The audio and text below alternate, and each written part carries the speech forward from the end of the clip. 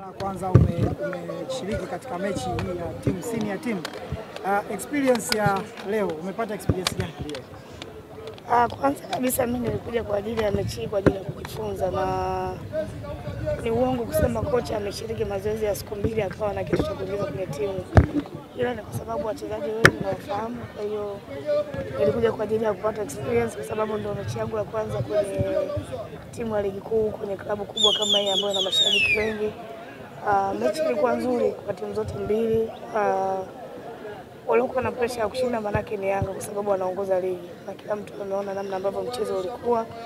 Cha muhimu tumeshinda na nimejifunza vitu vingi kwa sababu huu ni mwanzo. Nimekuwa kila siku nikisema kwamba ni ndoto yangu kuja kufundisha timu ya wanaume. Kwa hiyo nimeanza kuona ukiwa unakaa kwenye benchi, kwa maana kufundisha wanaume napata nini ambacho natakiwa niboreshe ili kufikia ndoto zangu. Kocha unayefanya naye kazi Milud Hamdi, unaweza kumzungumzia ni kocha wa namna gani? Kwanza mimi niseme tangu mwalimu amekuja kwenye timu kama head coach wa senior timu, ni mtu ambaye kwanza ana upendo. Amekuwa akihudhuria mazoezi ya Princess na amekuwa akihudhuria pia mechi ambazo tunacheza hapa KMC kwa maana timu ya wanawake. Kwa hiyo nimekuwa na mazungumzo mazuri na yeye, na kwanza nimshukuru kwa sababu amenipa hii nafasi. Isingekuwa rahisi kwa kocha mwingine yote kukubali kupata igizo jipya katikati ya msimu, lakini nimshukuru kwa heshima ambayo amenipa. Nimshukuru pia viongozi kwa heshima ambayo amenipa. Nafikiri mimi mwenyewe natambua kile ambacho wamekifanya kwangu ni kitu kikubwa sana ambacho kina thamani. Inaweza kunisaidia kuendelea safari kwa sababu kuna leo na kesho. Inawezekana ingawa baada ya miaka miwili au mmoja sitakuwa tena Yanga, ikawa sehemu nzuri na mimi kutafuta changamoto nyingine kwenye klabu ya kiume kama ambavyo nasema kwamba ni ndoto yangu. Kwa hiyo kile ambacho kimetokea leo nafikiri kitanijenga na kuhakikisha kwamba naweza kufikia ndoto zangu.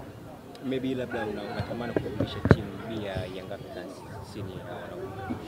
Mimi natamani kufundisha timu yote ile ya wanaume, ndio ndoto zangu kwa sababu kwenye mpira wa wanawake nimeshakuwa muda mrefu. Simaanishi kwamba sihitaji kuwepo kwa wanawake, lakini nahitaji kwenda kupata experience zaidi kwa sababu kazi yangu ni ukocha na siwezi kuwa nafundisha wanawake peke yake.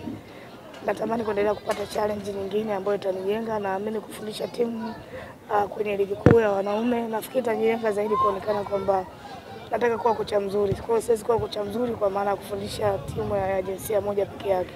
Kwa hiyo kwa sababu hii ni career yangu, natamani siku moja itokee. Sijui ni lini, lakini naamini itatokea na nitafanya hivyo.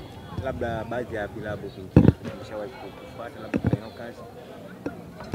Niseme tu kwamba naweza kumshukuru rais wa klabu ya Yanga na makamu wake kwa sababu kabla sijarudi Yanga msimu huu kuna timu ya ligi kuu nilisaini ya wanaume kwa maana ya kwenda kuwa kocha msaidizi. Lakini